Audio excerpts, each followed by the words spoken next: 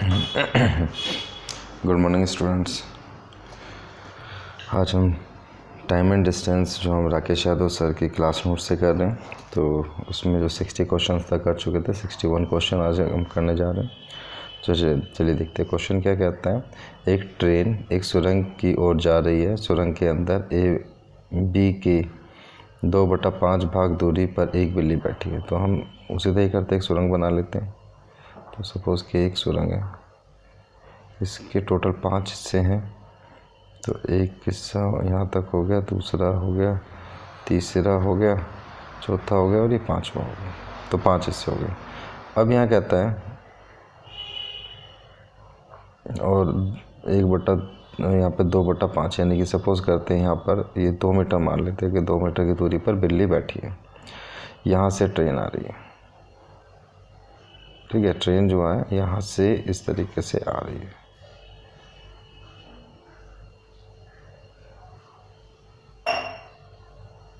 ठीक है बेटा। तो अब यहाँ कहता है जब ट्रेन का हॉर्न बजा तो बिल्ली भागी। अगर बिल्ली ए की तरफ भागती है, ये पॉइंट ए हो गया, पॉइंट बी हो गया, कि जब भागती है तो ट्रेन बिल्ली के एक ए पॉइंट पर पकड़ लेती है। यानी कि जब वो यहाँ से यहाँ पर आती है तो ए पॉइंट पर पकड़ लेती है। और अगर बिल्ली बी की तरफ भागना शुरू करे तो ट्रेन बिल्ली को बी पॉइंट पर पकड़ती है। अच्छा, अब यहाँ देखते हैं, देखो वो ए की तरफ भागी, थोड़ा चेंज कर लेता हूँ। अगर वो ए की तरफ भागी तो यहाँ से लेके यहाँ भागेगी, तो ये बेटा कितना था डिस्टेंस, 2 मीटर का, तो 2 मीटर इधर भागी होगी।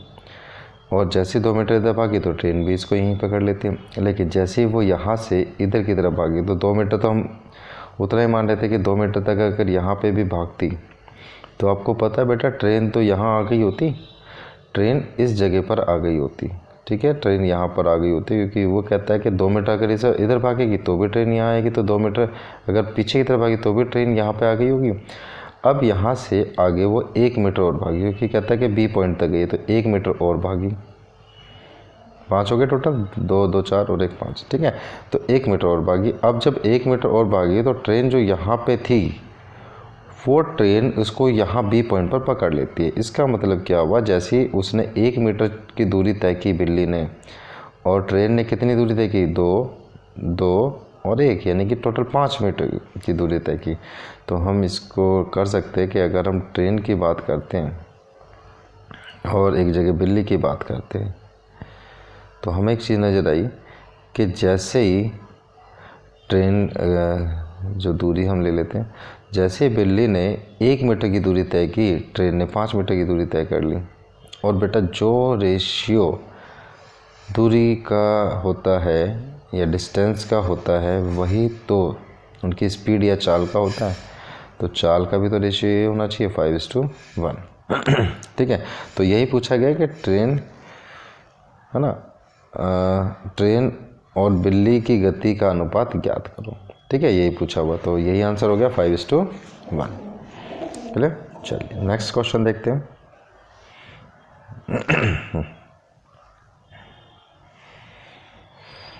हाँ जी, यहाँ पे दिया ए बी और सी 1200 किलोमीटर दिल्ली से मुंबई। चलिए दिल्ली से मुंबई बना लेते हैं। तो 1200 किलोमीटर की दूरी तय करते हैं और ए बी कार से जाते हैं, बी सी। चलिए इसको साथ साथ बनाना शुरू करते हैं। देखो यहाँ पे कहता है ए और बी जो है, ए बी और सी 1200 किलोमीटर की दूरी तय करते हैं। तो हम सपोज़ करते हैं यहाँ से, तो और पीछे से बना लेते हैं, यहाँ से, ठीक है, एक डिस्टेंस है यहाँ तक का, ये डिस्टेंस है, इसको हम 1200 मीटर की मान लेते हैं, 1200 होगा। अब ये दिल्ली हो गया और ये मुंबई हो गया, ठीक है। बी सी कार से जाते हैं, तो बी सी कार से जाते हैं और ए टांगे से आता है, ठीक है। कुछ समय बाद सी ने बी को कार से उतार दिया, बी ने साइकिल से चलना शुरू किया और सी ए को लेने वापस मुड़ गया, ओके। अंततः वे मुंबई एक ही समय पर पहुंचते हैं। अगर कार की गति 50 किलोमीटर प्रति घंटा और टांगे और साइकिल कि 10 किलोमीटर प्रति घंटा हो तो यात्रा में लगा कुल समय ज्ञात करें। देखो बेटा, यहाँ पे जो दिया हुआ है, तो सपोज करते हैं यहाँ से जब उन्होंने चलना शुरू किया है ना, तो यहाँ से चलना, एक कलर इसका चेंज कर लेते हैं। यहाँ से जब चलना शुरू किया तो यहाँ से चलना, या एक काम करते हैं, सपोज करते हैं बी और सी यहाँ आगे होंगे, बी और सी यहाँ आगे होंगे।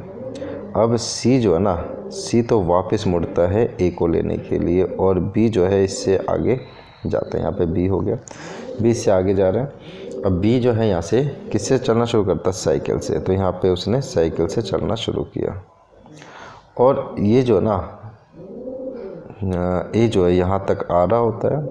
तो अब सपोज करते एक यहाँ तक कहीं आ गया होगा, यहाँ तक आ गया होगा इस पॉइंट पर ए। तो इस पॉइंट पर सी इधर की तरफ आया और ए इधर की तरफ जा रहा था। तो अब जो है ना ए प्लस सी यहाँ पर मिलते हैं, इस पॉइंट पर मिले, मीटिंग पॉइंट हो गया। और यहाँ से जो सी जो है ना यहाँ पे रिटर्न लिया था, ठीक है। तो ये चीज़ दी हुई है। अब जब है यहाँ से वापस आया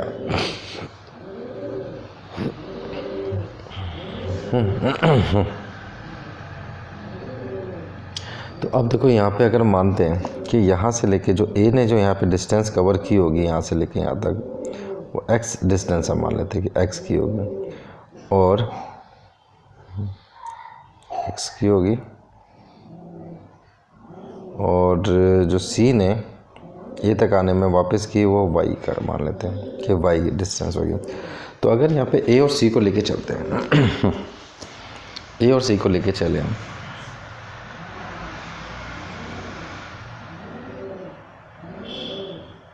तो ए और सी ने जो डिस्टेंस कवर किया, तो ए ने कवर किया था एक्स का डिस्टेंस जब यहाँ तक आया, और सी ने जो है ना पहले तो एक्स का डिस्टेंस कवर किया, फिर प्लस में देखो एक्स तो पहले यहाँ तक आया वो, ठीक है, इस पॉइंट से यहाँ तक आता है, फिर उसके बाद यहाँ तक भी आया जब इसने इसको बी को छोड़ा, फिर वापस गया, इसका मतलब एक्स की दूरी तय की पहले, फिर उसके बाद वाई की, फिर दोबारा वाई की, यानी कि वाई को 2 बार उसने कवर किया।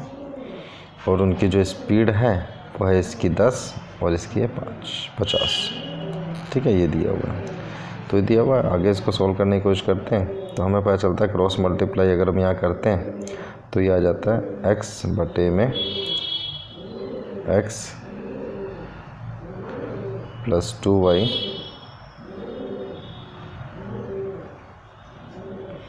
इक्वल टू 1/5, ठीक है। तो ये आ गया 1/5। अब जो है, अच्छा यहाँ पे आपको सीधे था बचा, जब x की वैल्यू 1 है तो यहाँ पे x की वैल्यू भी 1 हुई, और 2y ये दोनों मिलाकर कितना होना चाहिए? 4 होना चाहिए भाई। x की टोटल 5 है ना, तो ये 4 होना चाहिए, तो 2 से तो यहाँ मल्टीप्लाई हो ही रहा है, तो y की वैल्यू यहाँ कितनी हो जाती है? 2 हो जाती है। तो यहाँ से हमें एक चीज़ नज़र आई कि x जो है और y को अगर लेके चलते हैं तो x तो 1 हो जाता है और y 2 हो जाता है। चल ठीक है, चलिए अगला बी और सी क्या देखते हैं। बी और सी के बारे में क्या दिया हुआ है। अब वहाँ पे कहता है कि यहाँ पे सपोज करते हैं जब बी ने को छोड़ा तो ये डिस्टेंस इसने जेड कवर किया होगा, यहाँ से लेके यहाँ तक जेड डिस्टेंस कवर किया होगा बी ने साइकिल के द्वारा। तो आप ये देखो कि अगर हम यहाँ पे बात करते हैं इन दोनों की, सॉरी, कि बी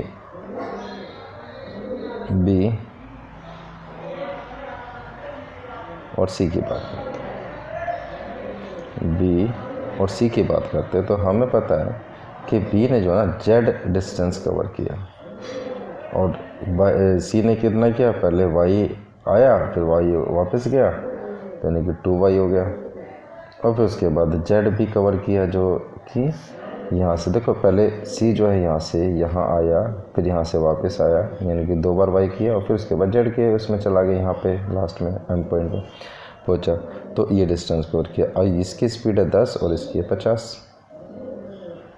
ठीक है, तो इसको भी अगर हम सोल्व करते हैं तो हमें नज़र आता है,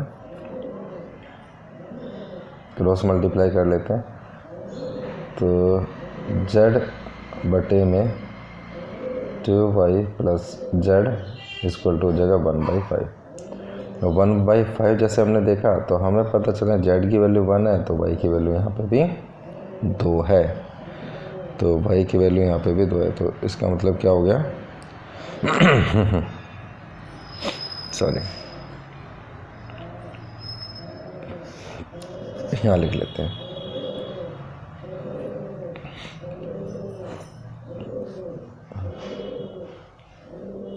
z बटा y अगर हम यहाँ करते हैं तो हमें चलता है z की वैल्यू 1 है, तो y की यहाँ भी 2 हो जाएगी, क्योंकि आपको पता है बेटा 2y प्लस z है, तो z की वैल्यू जो 1 है ना, और यहाँ पे 2 यहाँ दिया, 2 को किससे मल्टीप्लाई किया, 4 आया, क्योंकि 1 तो पहले से z की वैल्यू दी हुई है, तो 4 आ जाए, यानी कि 2 से मल्टीप्लाई किया, यानी कि y की वैल्यू भी 2 होगी। इतना तो आई थिंक आप सभी को पता होगा। अब यहाँ पे टोटल डिस्टेंस कितना कवर हुआ, अभी देखो यहाँ से लेके यहाँ तक x, फिर यहाँ y और यहाँ से ये आगे z यानी x y z, ये तीनों के तीनों डिस्टेंस कवर हुए हैं। तो ये तीनों के तीनों जो डिस्टेंस कवर हुए हैं यहाँ कर लेते हैं, तो देखो यहाँ जो है सारे डिस्टेंस जो कवर हुए हैं, तो हमें पता चला उसमें x जो था वो तो था 1x plus y plus z, तीनों डिस्टेंस कवर करने के बाद कितनी दूरी होती है, 1200। ठीक है, 1200 होती है। तो अब 1200 हुई, इसका मतलब क्या हुआ कि x था 1, y था 2 और z था 1, तो ये टोटल कितना हो गया, 1200 हो गया। ठीक है, 1200 किलोमीटर दी थी दूरी, तो इसका मतलब क्या हो गया, 4 बराबर 1200, तो 1 बराबर 300 हो जाएगा। अब यहाँ पर पूछा क्या गया है,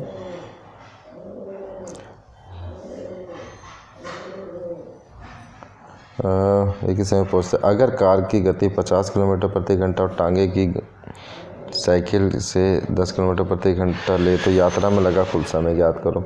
तो कुल समय निकालना है, समय कितना लगा, तो हम यहाँ बात करते हैं बेटा समय कितना लगा। तो हमें पहले तो सबसे पता है कि 1200 किलोमीटर की दूरी है, तो यहाँ पे जो x की जो है x की वैल्यू थी 1 है ना, तो x की वैल्यू 1 थी, यानी कि यहाँ 300 मीटर की दूरी होगी।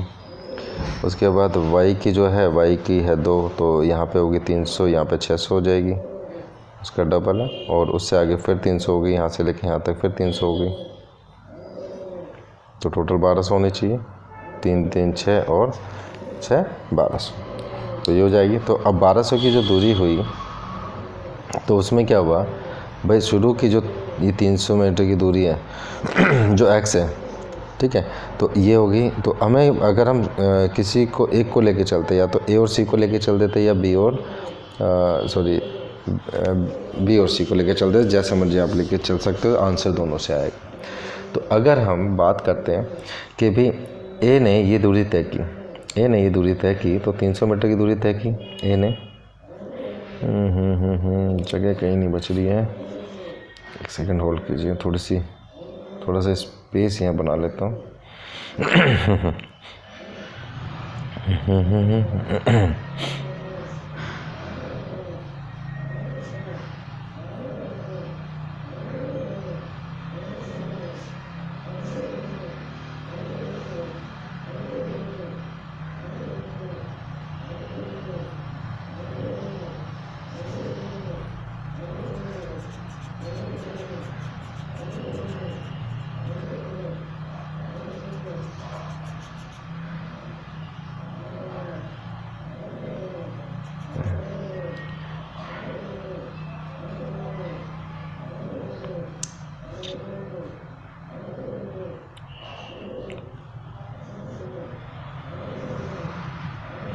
चलिए बेटा, और थोड़ा सा स्पेस बनाना था जिससे कि उसको हम क्वेश्चन को कर पाए।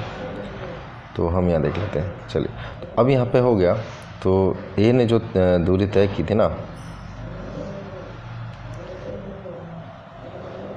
ए ने जो दूरी तय की और उसके बाद सी ने जो दूरी तय की, तो इन दूरियों को देख लेते हैं। तो ए का हमें पता है कि ए ने 300 मीटर की दूरी तय की थी और वो जो की थी वो 10 किलोमीटर पर आवर की स्पीड से तय की थी।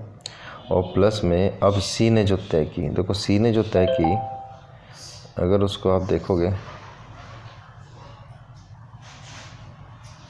तो सी ने जो तय की, तो सी है ना, पहले तो यहाँ पे वापस आया, फिर यहाँ से फिर वापस गया, देखो है ना, यहाँ वापस आया, जिससे यहाँ पे एक्स यहाँ पे, तो वापस आया फिर वापस गया। तो अब जो है आपको आने का कोई मतलब ही नहीं है, लेकिन यहाँ पे जब ए और सी को पकड़ लिया, ले लिया, जब ए ने सी ने ए को, तो यहाँ 300 कवर कर चुका था। उसके बाद जब यहाँ से बैठ के गया ना, वो वाली दूरी हमें देखनी, तो 300 यहाँ तक आया, उसके बाद यहाँ पे आगे गया 600 और फिर 300, यानी कि टोटल 900 गया। तो 900 की दूरी यहाँ तय की। ये की थी उसने 50 की स्पीड से। तो टाइम ही पूछा भाई कितना टाइम लगा, तो इसको अगर हम सोल्व करते हैं तो ये हो जाएगा 50, इसका एलसीएम लेते हैं 1500 प्लस में 900, ठीक है। तो इसको आगे फर्दर काटेंगे तो 900 1500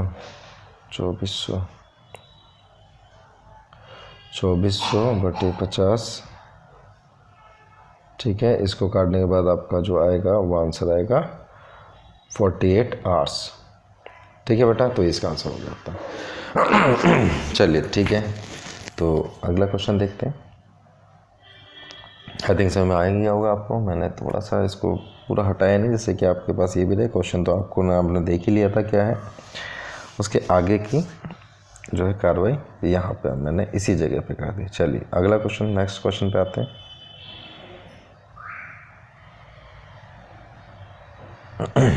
हो अच्छा, ये 2 पेजेस पे होगा, मैंने उसको 1 पेज पे बनाने के चक्कर में इस तरीके से हो गया। एक्चुअली मेरा पीडीएफ है, पीडीएफ को ही मैंने इस तरीके से लिया हुआ। यहाँ दिया है 2 आदमी ए और बी एक ही समय पर क्रमशः एक दूसरे की तरफ दिल्ली और आगरा से चलते, रास्ते में मिलने के बाद वे अपनी बची हुई यात्रा क्रमशः 7 सही 1/9 घंटे और 6 सही 1/4 घंटे में पूरी करते हैं। धीमे चलने वाले की चाल याद करो। अगर तेज़ चलने वाले चाल के धीमे चलने वाले से 40 किलोमीटर प्रति घंटा ज़्यादा हो। देखो बेटा, यहाँ पे जो है ना, अब ट्रिक भी लगा सकते हो बड़ा ईज़िली, ठीक है। तो लेकिन उसके अंदर है ना, चलिए फ़िलहाल तो ना मैं आपको ट्रिक से ही बताता हूँ, बाकी वो ट्रिक बनी कैसे है उसको भी बता सकता हूँ, लेकिन उसको बताने में टाइम कुछ ज़्यादा लगेगा। क्लास में होते तो अलग बात होती है। आप एक बस ये चीज़ ध्यान रख लो कि इस टाइप के जब भी क्वेश्चन आए कि देखो बची हुई यात्रा, जब भी क्वेश्चन इस तरीके दिए कि बची हुई यात्रा क्रमशः इतने और इतने, इसमें इस तरीके से दिया हो क्वेश्चन, ये कुछ मुझे लगता है ज़्यादा ही साइज़ हो गया इसका।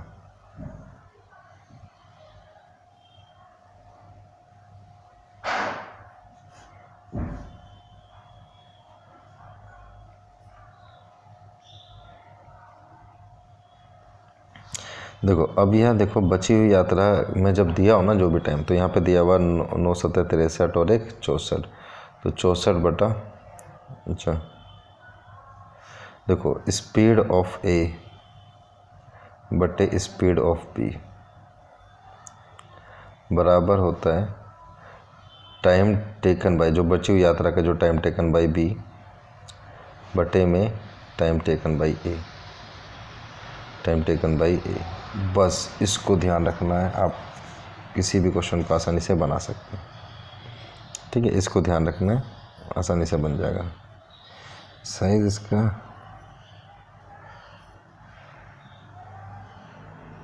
छोटा साइज नहीं हो रहा है, ठीक है। तो अब यहाँ पे हम देखें तो आप ये हो जाएगा time taken by A time taken bye, तो एस ए स्पीड ऑफ ए और स्पीड ऑफ बी, तो यहाँ पे ये हो जाएगा इक्वल टू का साइन है, तो ये हो जाएगा 25/4 और बटे में 64/9।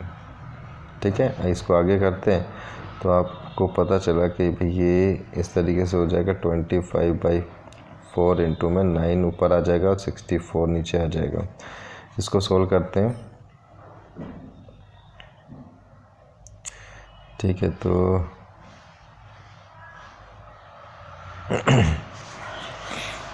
अब देखो यहाँ पे आपने देखा कि भाई 25 भी परफेक्ट स्क्वायर है, 4 भी परफेक्ट स्क्वायर है, 9 भी परफेक्ट स्क्वायर है और 64 भी परफेक्ट स्क्वायर है।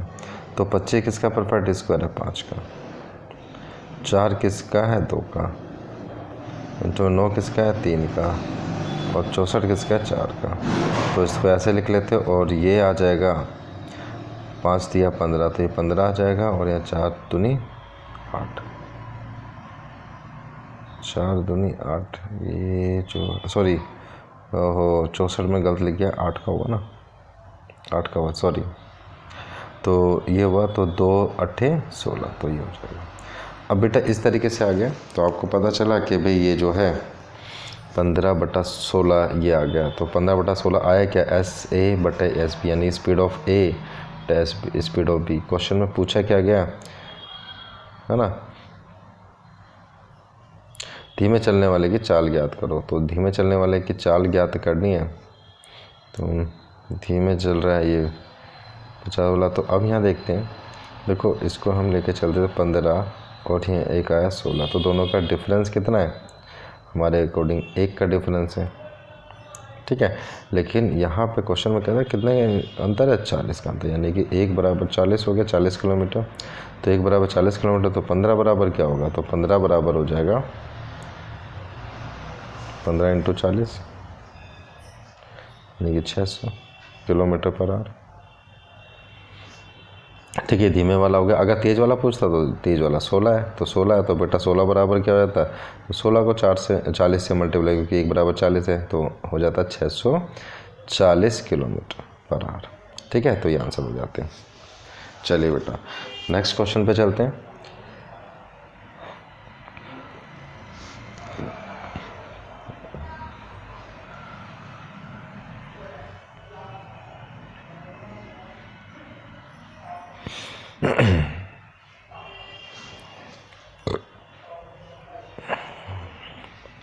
छः 600 किलोमीटर की दूरी को 2 भागों में तय करना है। पहले भाग में 120 किलोमीटर ट्रेन से चलना है और बाकी कार से चलना है और यात्रा तय करने में कुल 8 घंटे का समय लगता है। परंतु यदि 200 किलोमीटर ट्रेन से जाया जाए और बाकी कार से जाया जाए तो 20 मिनट ज़्यादा लगते हैं। कार और ट्रेन की औसत चाल ज्ञात करो। चलिए, तो इसके तरीके तो 2-3 होते हैं, बट हम जो है अभी कॉन्सेप्ट, चलिए हम कॉन्सेप्ट से ही करते हैं, वो सबसे बढ़िया है तरीका। बाकी जो ना ट्रिक विक तो ना एग्ज़ाम में जब आएगी तो हम उसमें करेंगे, बताएंगे कैसे कैसे क्या है, उसको कर सकते हैं। ऑप्शन से भी इस टाइप के क्वेश्चंस को उठाया जाता है कई बार। ठीक है, तो ये चीज़ें रहती है, बट हम जो है ना अभी हमारे पास यहाँ पे कोई ऑप्शन नहीं है, कुछ नहीं है, हमें तो सीधा सोल्व करना है। तो हम यहाँ देखते हैं बेटा, सोल्व करने की कोशिश करते हैं। तो यह कहता है 120,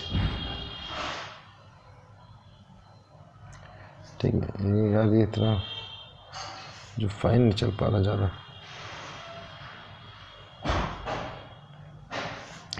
तो यहाँ कहता है कि 120 मीटर जो है ना वो ट्रेन से की किलोमीटर, ठीक है, और उसके बाद यानी कि बाकी बच जाएगा भाई 600 किलोमीटर की दूरी है, तो बाकी बचे 480, तो 480 यानी कि कार से की होगी, तो इसमें लगे उसको 8 घंटे। ठीक है, ये क्वेश्चन 1 मान लेते हैं। और दूसरी कंडीशन में कहता है अगर वो 200 किलोमीटर की दूरी ट्रेन से करता तो बाकी की 400 बचती, तो 400 को यानी कि कार से करता तो उसको लगते कितना दिया था, 20 मिनट ज़्यादा, यानी कि 8 घंटे में 20 मिनट, और घंटे में कन्वर्ट करेंगे 20/60 कर देते इसको, क्योंकि 1 घंटे में 60 मिनट होती है, तो 1/3, या हम इसको कह सकते हैं तो 8 × 24 और 1 25, तो ये होता है 25/3। ठीक है, ये क्वेश्चन 2 मान लेते हैं। तो ये क्वेश्चन 2 मान ली, हम मान ली। अब जो है हमें किसी तरीके से ना इनको आपस में बराबर करना होता है। तो बराबर करना होता है तो हम क्या करेंगे, देखो यहाँ पे अगर इक्वेशन 1 को 5 से मल्टीप्लाई कर दे, इक्वेशन 2 को 3 से मल्टीप्लाई कर दे, तो क्या रिजल्ट आता है, तो 12 × 5 = 60, 600 आ जाता।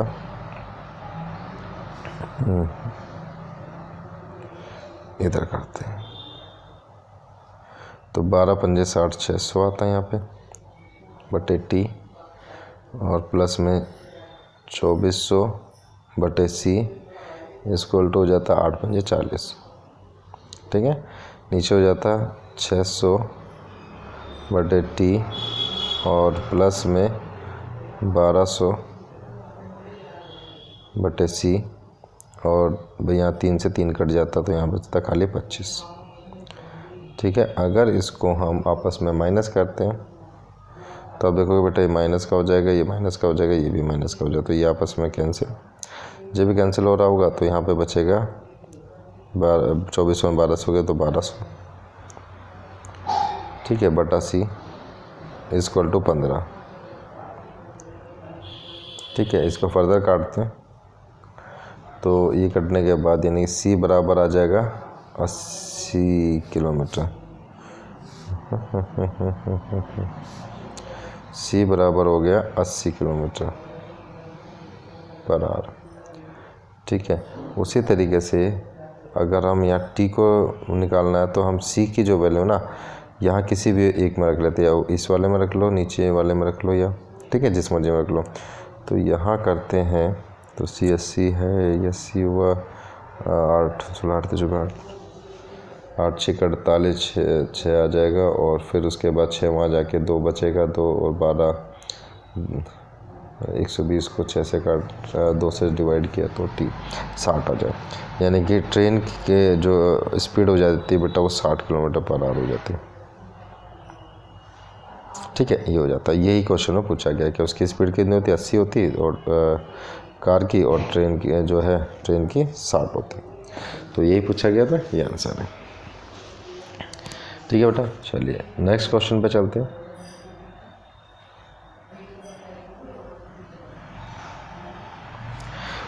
हाँ जी, तो यहाँ दिया हुआ है एक आदमी किसी जगह पैदल जाने और घोड़े चलकर वापस आने में 6 घंटे 30 मिनट लेता है। अगर वो दोनों तरफ घोड़े का प्रयोग करे तो 2 घंटे 10 मिनट बचा सकता है। तो ज्ञात करो कि उसे दोनों तरफ पैदल में कितना समय लगेगा। ठीक है, चलिए 1 सेकंड देखते हैं इसका। हाँ जी बेटा, तो इस क्वेश्चन को देख लेते हैं। तो यहाँ पे कहते हैं, देखो अब यहाँ पे कहता है कि अगर एक आदमी पैदल जाने और घोड़े वापस, यानी पहले तो उसने वॉकिंग की और फिर राइडिंग की, तो आने जाने में उसको 6.5 घंटे लग रहे हैं। 6.5 घंटे लग रहे हैं। अगर वो दोनों तरफ घोड़े का प्रयोग करता, दोनों तरफ घोड़े का प्रयोग होता, यहाँ भी घोड़ा का यूज़ करता और यहाँ भी घोड़े का राइडिंग करके जाता है ना, तो उसको बचा 2 घंटे 10 मिनट बचा लेता, यानी कि 2 घंटे 10 मिनट बचा लेता है। इसमें से माइनस कर दो तो 4 घंटे और 20 मिनट लगते हैं। ठीक है, अभी लगे थे 6 घंटे 30 मिनट, अब 4 घंटे 20 मिनट बस लगते उसको। तो 4 घंटे 20 मिनट लगते, तो आप ये देखो भाई दूरी तो उतनी बराबर तय की, यानी कि राइडिंग में उसको 2 घंटे 10 मिनट लगे, यहाँ भी 2 घंटे 10 मिनट लगे, जब भी तो 4 घंटे 20 मिनट हुए, भाई वो बराबर ही है। तो अब जो है ना, इसलिए आप देखो कि वॉकिंग प्लस राइडिंग बराबर थे 6 घंटे 30 मिनट। तो जब राइडिंग के अंदर उसको 2 घंटे 10 मिनट लग रहे हैं, तो वॉकिंग के अंदर कितने लगे बेटा, यहाँ पे आप क्या करो 6:30 में से माइनस करोगे तो 10 मिनट, तो 4 घंटे 20 मिनट आपको आएगा। ठीक है, तो 4 घंटे 20 मिनट यानी वॉकिंग जो है उसको इतना टाइम लग रहा है, और दोनों तरफ जो है वॉकिंग करता तो वॉकिंग प्लस वॉकिंग करता तो कितना घंटा लगता, उसको 4 घंटे 20 मिनट प्लस में 4 घंटे 20 मिनट, तो उसको लग जाते 8 घंटे 40 मिनट। ठीक है बेटा, तो ये इसका आंसर हो जाता। चलिए नेक्स्ट क्वेश्चन देखते हैं।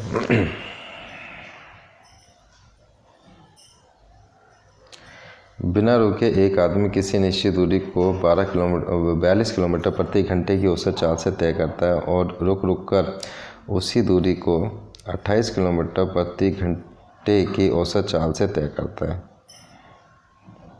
ज्ञात करो कि वह प्रति घंटा कितने मिनट रुकता है। और इसके अंदर जो ना आपको एक छोटा सा बताओ,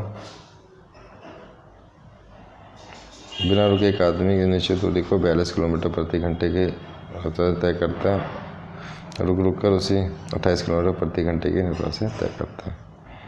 देखो इस टाइप का क्वेश्चन है ना, इसका एक फॉर्मूला मैं आपको बताता हूँ थोड़ा सा, उसको आप ध्यान रख लो कि एक स्पीड 1 दी हुई है और एक स्पीड 2 दी है, तो दोनों का अंतर, ठीक है, दोनों का अंतर डिवाइडेड बाय जो तेज़ स्पीड है यानी कि बिना रुके स्पीड है उससे डिवाइड कर दो, तो ये हो जाता है। और अगर हमें इसको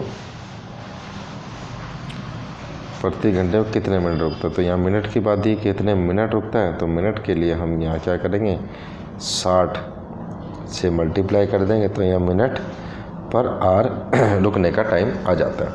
ठीक है, तो यही चीज़ उसने पूछी है तो ये निकाल लेते हैं। तो यहाँ हुआ 42 माइनस 28 बटे 42 इंटू 60, तो ये आ जाएगा हमारा 14 बटे 42 इंटू 60, इसका मतलब 20 मिनट पर आवर। ठीक है, यही पूछा गया था कितने मिनट रुकते हैं। चलिए नेक्स्ट क्वेश्चन देखते हैं।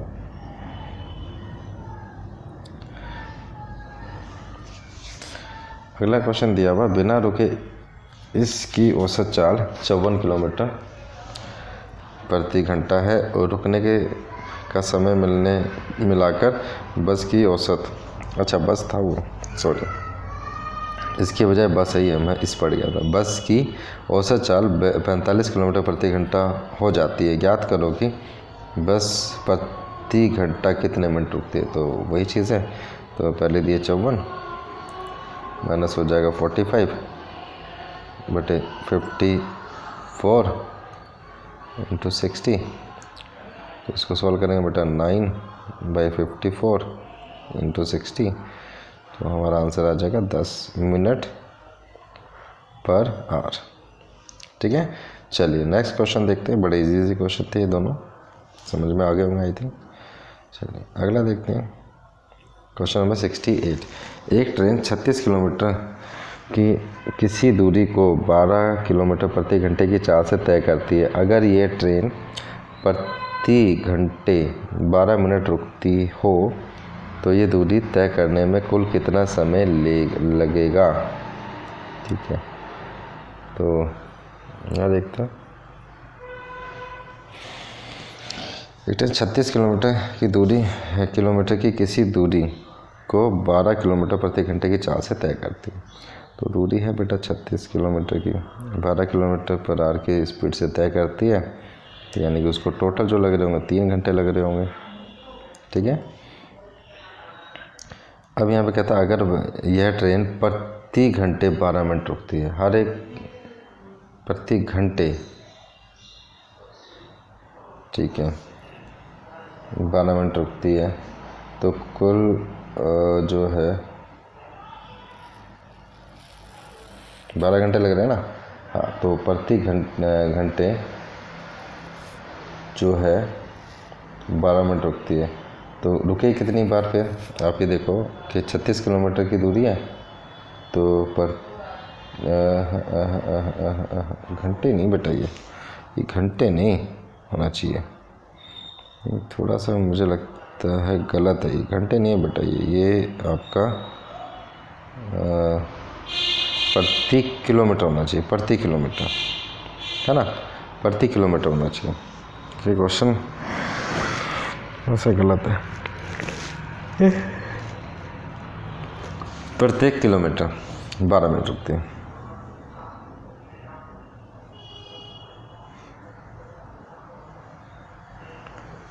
कि प्रति घंटे के बाद 12 मिनट रुकेगी, तो बेटा ऐसे तो टोटल इसका जो 12 घंटे यानी कि 11 घंटे रुक रही होगी, बट उससे आंसर नहीं है, ये गलत है। घंटे की बजाय किलोमीटर, कि प्रति किलोमीटर, ठीक है।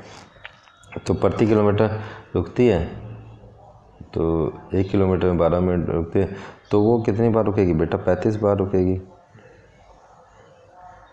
भाई जब 36वीं बार रुकेगी तो वहाँ तो अपने पॉइंट पर पहुँच जाएगी ना, क्योंकि टोटल जो है ना उसका डिस्टेंस जो दिया हो ना बेटा, वो दिया हुआ 36 किलोमीटर। तो 36वीं बार रुकेगी तो अपने डिस्टेंस पे पहुँच जाएगी। तो उसके बीच में जो है ना सॉरी है ना, या वैसे लगा लो, या फिर आप एक करो स्टार्टिंग से चली, वहाँ से चली और उसके बाद फिर रुकना शुरू किया होगा, तो लास्ट वाला जो होगा वो 35वीं बार ही होगा। या आप ऐसे भी लगा सकते हो, या अगर आप शुरू से लेके का लगाने के चलते हो कि पहली बार वहाँ पे हमने शुरू किया, जहाँ से शुरू किया उसने वहाँ रुकी हुई थी, तो बेटा बीच में 35 बार 36वीं बार वहाँ पहुँच जाएगी। तो आप कैसे भी लगा सकते हो, या तो आप लगाओ कि बाद से, कि भी बाद में इस तरीके से रहा, है ना, या लगाओ पहले, तो आप जैसे भी लगा सकते हो। तो आपने देखा 35 बार, तो इसका मतलब क्या हुआ,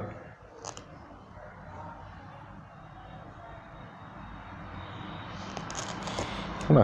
तो 35 बार जो है ना वो 12-12 मिनट रुकी।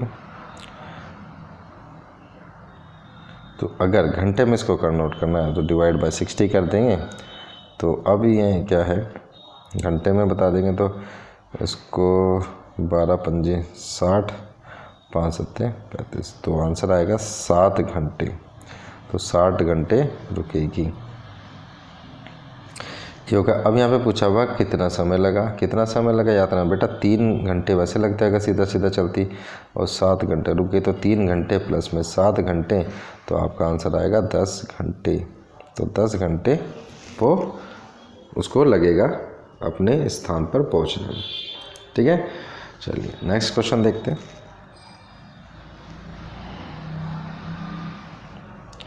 सौ किलोमीटर प्रति घंटे की रफ्तार से जा रही एक मेल ट्रेन हर 75 किलोमीटर के बाद 3 मिनट रुकती है, और 50 किलोमीटर प्रति घंटे की चाल से जा रही एक लोकल ट्रेन 25 किलोमीटर के बाद 1 मिनट रुकती है। अगर दोनों ट्रेन एक साथ चली तो जितने समय में मेल ट्रेन 600 किलोमीटर की दूरी चलती है, उतने समय में लोकल ट्रेन कितने किलोमीटर चलेगी? ठीक है, चलिए इसका भी देखते हैं। ये थोड़ा सा लेंदी क्वेश्चन सा हो गया, थोड़ा सा समझाना पड़ेगा। चलिए तो एक बात यहाँ देता है कि मेल ट्रेन जो 75 किलोमीटर छोटे जा रही एक ट्रेन हर 75 किलोमीटर के बाद 3 मिनट रुकती है।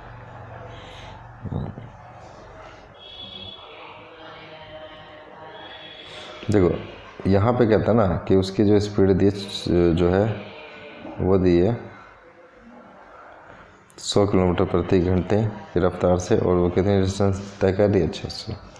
सबसे पहले इसी को करते कि मेल ट्रेन या एक्सप्रेस ट्रेन, मेल ट्रेन ही लिख लेते हैं जो लिखा हुआ क्वेश्चन में, मेल ट्रेन। ठीक है, मेल ट्रेन की अगर बात करते हैं तो यहाँ पे हमें पता चला 600/100 यानी कि इसको काटने के बाद 6 घंटे की बात आ जाती है। तो 6 घंटे हो गए। उसके बाद रुकने का समय हमें देख लेते हैं।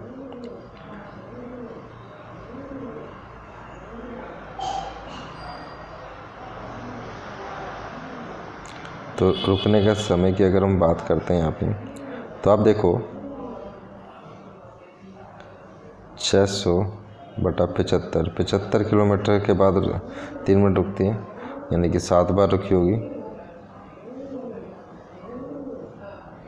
ठीक है। तो 8वीं बार तो अपनी जगह पहुंची जाएगी ना, तो 7 बार बीच में रुकी होगी।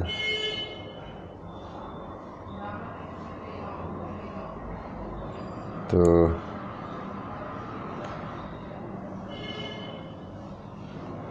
आप इसी तरीके से किसी को जब भी निकालना हो तो ऐसे हम निकाल सकते हैं कि भाई लास्ट वाला जो होगा ना, आप जैसे कि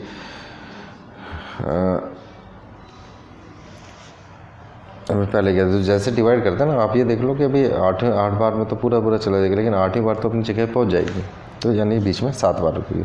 तो 7 बार जो रुकी ना वो रुकी 3 मिनट के लिए, तो यानी कि 21 मिनट रुकी होगी।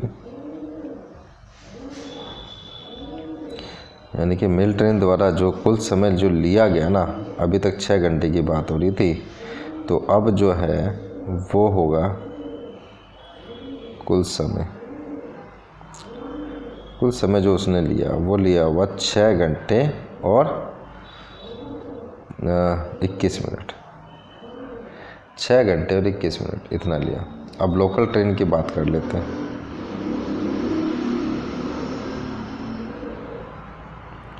ठीक है, अब लोकल ट्रेन की अगर हम बात करते हैं, ठीक है, जब लोकल ट्रेन की बात करते हैं तो 50 किलोमीटर प्रति घंटा 50 किलोमीटर प्रति घंटा जा रही है, वो 25 किलोमीटर बाद चल रही। तो हम इसी तरीके से देख लेते हैं। बाद 1 मिनट रुकेगी, यानी कि 50 किलोमीटर प्रति घंटे की चाल से जा रही है, तो 25 किलोमीटर बाद 1 मिनट रुकेगी, तो हर 1 घंटे में वो 2 मिनट रुक रही होगी।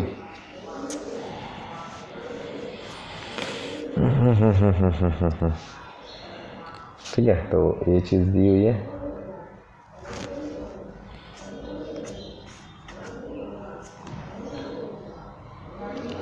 तो हम यहाँ पे बात करते हैं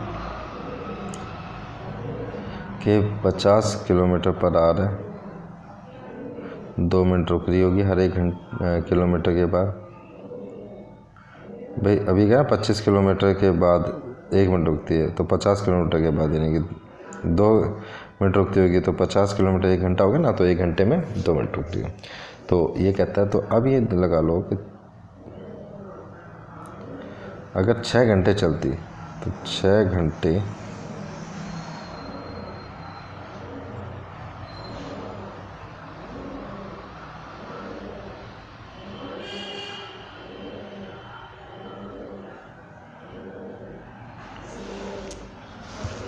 क्या कहते हैं 3 मिनट रुकती है और 4 चलते हैं पीछे।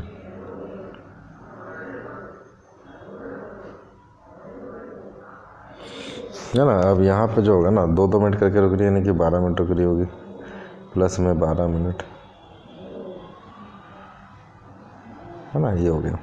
तो हमें देखते हैं अगर 6 घंटे हैं तो हर 1 घंटे 50 किलोमीटर की दूरी तय कर रही है, तो 300 किलोमीटर की दूरी तय की होगी।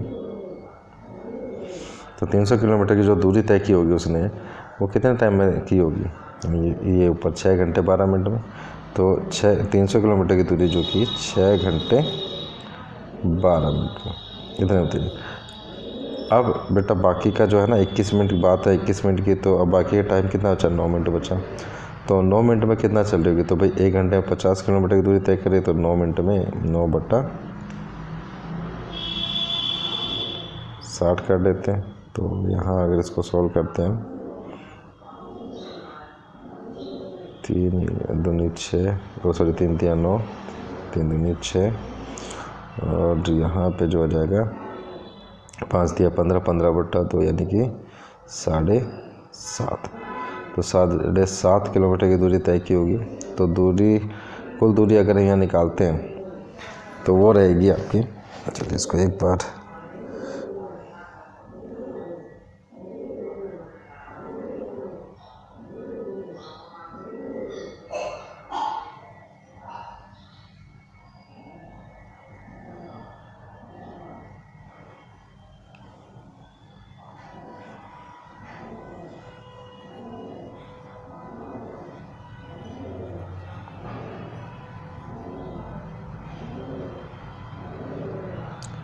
ठीक बेटा। तो यहाँ ऊपर कर लेते हैं। तो कुल दूरी अगर हम बात करते हैं तो कुल दूरी कितनी हो जाएगी, तो हम देखते हैं।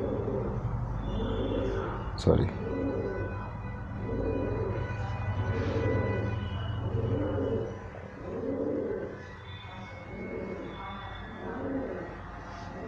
तो यहाँ बात करते हैं कुल दूरी की।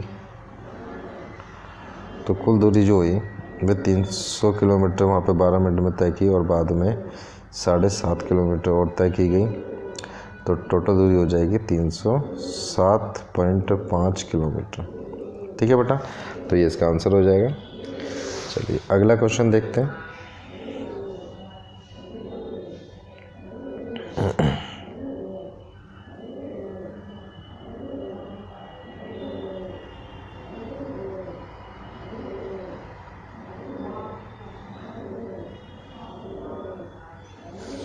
बिना किसी डिब्बे के एक भाप इंजन की चाल 24 किलोमीटर प्रति घंटा है। इंजन की गति में कमी डिब्बे की संख्याओं के वर्ग के समानुपाती है। तो वर्ग के समानुपाती है।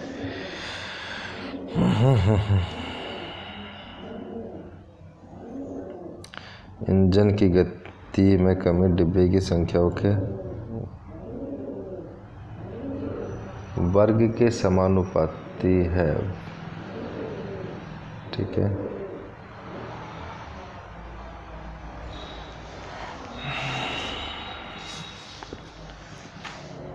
वर्ग के समानुपाती है। तो इसको देख लेते हैं बेटा क्वेश्चन को। तो बिना किसी डिब्बे के एक भाप के इंजन की चाल 24 किलोमीटर प्रति घंटा है।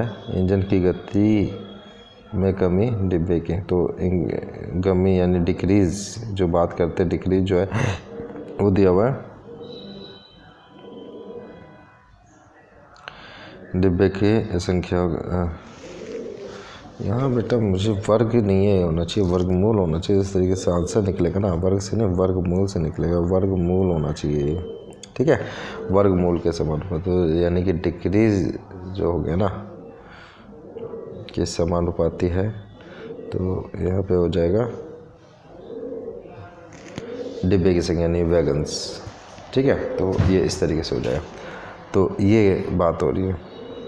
अगर 4 डिब्बे जोड़ दिए जाए तो चाल 20 किलोमीटर प्रति घंटा बन जाती है। ज्ञात करो कि इंजन चाहे ज़्यादा कितने डब्बे ले सकता है। तो हम ऐसी बात करते हैं, यानी कि डिक्रीज़ जो है वो दिया हुआ है। हम केक जो है लेते हैं वैगन्स। ठीक है, के एक ऐसा मल्टीपल कोई होगा जो वैगन्स के मल्टीपल करने से वो बराबर हो जाएगा डिक्रीज़ के। तो वही हमें देखना है यहाँ पे। तो यहाँ देखा, अब यहाँ कहता है 4 डब्बे और जोड़ने पर, 4 डब्बे और जोड़ने पर जो है चाल 20 किलोमीटर प्रति घंटा बन जाती है। तो डिक्रीज़ जो होगा ना, तो पहले था 24, अब होगी 20 की स्पीड। तो ये कब हुआ, जब डिब्बे 4 हुए। ठीक है, 4 डिब्बे हुए तो ये हो जाएगा। तो यहाँ हो जाएगा यानी कि 4 = k/2 हो जाएगा। इसको काटेंगे तो k की वैल्यू आ जाएगी 2। अब जो है इसको हम कर सकते हैं, यानी कि d बराबर हो जाएगा k की जगह 2 रख दिया और वैगन्स यानी कि डिब्बे की संख्या। अब ट्रेन की स्पीड अगर हम सपोज करते हैं कि 0 होगी, है ना, उसकी मानते नहीं। तो हम अगर बात करते हैं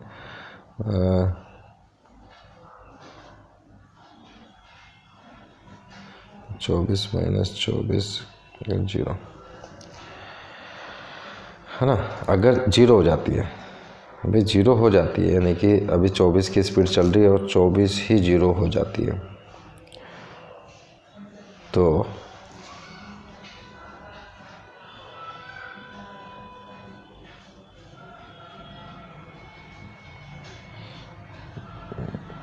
यहाँ पे हो जाएगा 24 बराबर 2W। तो यहाँ हो जाएगा, जब इसको काटेंगे 12 हो जाएगा। तो W बराबर हो जाएगा, भाई ये यहाँ पे रूट है तो यहाँ पे 12 पे स्क्वायर हो जाएगा तो W बराबर हो जाएगा 144। यानी कि जैसे ही अगर वैगन्स की जो है 144 वैगन्स उसमें जुड़ेंगे तो स्पीड 0 हो जाएगी। अब 0 हो जाएगी, हमें 0 थोड़ी करनी है, स्पीड तो कुछ ना कुछ होनी चाहिए। कितने ज़्यादा डिब्बे जोड़ सकते हैं, यानी कि वो स्पीड भी लगी रहे।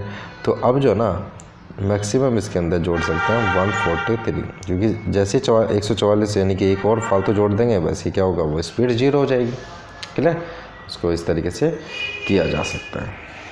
तो चलिए बेटा आज के लिए इतना ही, और इससे आगे कुछ क्वेश्चंस और रह गए हैं, उनको हम अगली क्लास में देखते हैं। अगले जब भी टाइम लगेगा थोड़ा सा तो उसमें निकालने की कोशिश करूँगा। ठीक है बेटा? तो चलिए आज के लिए इतना ही, बाय।